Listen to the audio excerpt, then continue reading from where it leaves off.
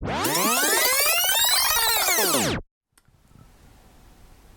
Church's teaching on creation out of nothing is immediately striking, because creating out of nothing isn't like any acts of creation that take place in the world. All of our acts of creation make use of previously existing materials from which we create. So straight away the difference between the creator and creatures is seen. Our acts of creation are constrained by our abilities and by the materials that we work with. God's are not. The difference becomes even clearer when we appreciate that according to creation ex nihilo idea, God is complete in God's self. God lacks nothing. So in creating the world, there's something that God is freely choosing to do, but not something that God has to do. That can't be said of any creatures, for we all lack many things, and very often our acts of creation are to meet needs in us. Reality is thus characterized at its most basic level by a distinction between creator and creation, and the creator is very different from creatures. Appreciating the depths of that difference takes time. When we're kids, we often think that God's like some giant human being with extra strong powers and super knowledge. And as we get older, we realize that God doesn't have a body and isn't located in space like an apple or a car. And we appreciate that God isn't around the corner or in the cupboard or off in Japan or something like that. However, we're still often tempted to think and speak about God as if God is simply another thing in the world. So we could count up the things in the world: apples and stones and insects and birds and trees and humans and all of that. Oh, and God.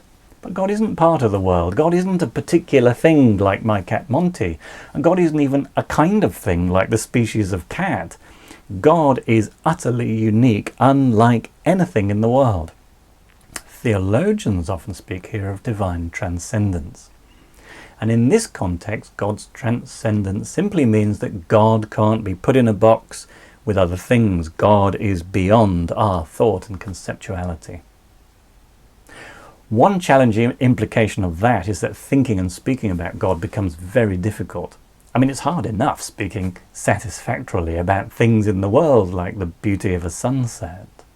When it comes to speaking of God, our language flails around like trying to get some kind of grip and purchase on things.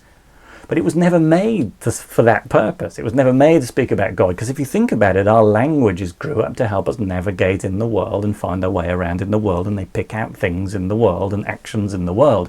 But they weren't shaped to handle the one who transcends our conceptual systems. Some people still choose to speak about God as if there's no problem here, as if speaking about God is simple. We talk about God as if our words apply to God in exactly the same way that they apply to creatures. For instance, we know what it means when we say Sarah is wise. And when we say that God is wise, we think we mean exactly the same thing as that. But if God is transcendent, then that won't do. God isn't like some supersized, upscaled version of a human. Others go in the opposite extreme. They say that because God is transcendent, we have absolutely no idea what we mean when we speak about God. We can say that God is wise, and maybe it's true, but whatever it means, it has no connection at all with what we mean when we say that Sarah's wise. The problem here is that we're reduced to total silence in the presence of God, unable to say or think anything intelligible about God at all. But Christians do believe that we can speak truly and understandably about God. There's a middle way. Thomas Aquinas suggested it, an influential approach to thinking about language about God and his transcendence that falls between the naive simplicity of the first approach, that our words mean the same thing as when used of God and creatures, and the second approach, which is extremely agnostic. He suggested that when we use human language about God, we're not using the words in the same ways as we are when we use them as creatures, but neither are we using them in a completely different way. Because God is the creator of the world, there's a real connection between God and the world, an analogy, if you like. The world images God in various ways. There are analogies between the creator and the creation. And so words used of creatures can be used meaningfully of God, so long as we're aware that they're being used analogically. So if we say that God is wise, we shouldn't imagine that God's wisdom is exactly like human wisdom, just bigger. Nor should we think that there's no connection at all between human wisdom and divine wisdom. Rather, human wisdom is a dim reflection of divine wisdom, and divine wisdom is the cause of human wisdom. So there is a real analogy between God's wisdom and creaturely wisdom. God is wise in whatever way it is appropriate for the divine being to be wise. We can't know exactly what that is, but that doesn't mean that we have no clue what we're saying. We can speak of God's wisdom truly and confidently, even if we can never fully understand what it is for God to be wise. And why does this matter? First, it teaches us to recognize that we can't capture God in our thought systems.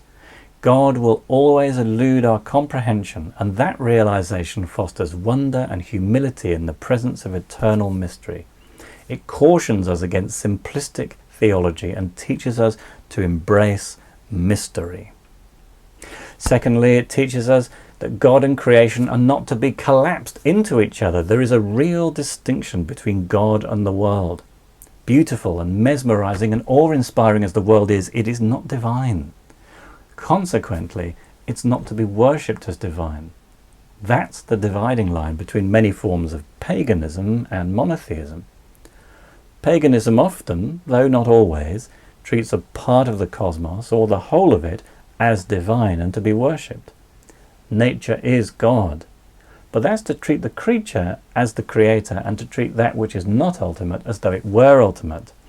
And this move is considered by monotheists to be a fundamental mistake when seeking to understand the divine. As Paul puts it in Romans 1, such people worshipped and served the creature rather than the creator. Such is the importance of transcendence, but we can't leave things there. We need to move on to speak about divine immanence, and that is the topic of the next video.